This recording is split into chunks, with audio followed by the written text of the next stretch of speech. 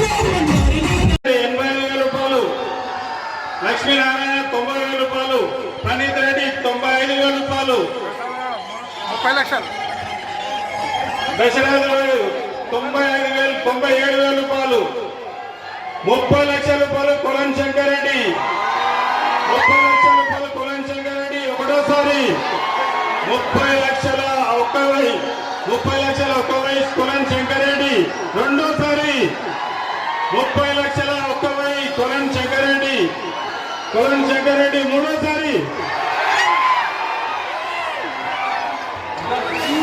Chairman జై బలా గణేశ భగవాన్ కి, గణేశ మహారాజకి 30 లక్షలకు వచ్చినాము.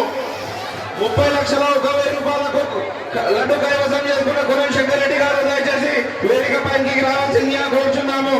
సాయి బాలాపూర్ గణేష్ ఉత్సవ సమితి అధ్యక్షులు బాలాపూర్ గణేష్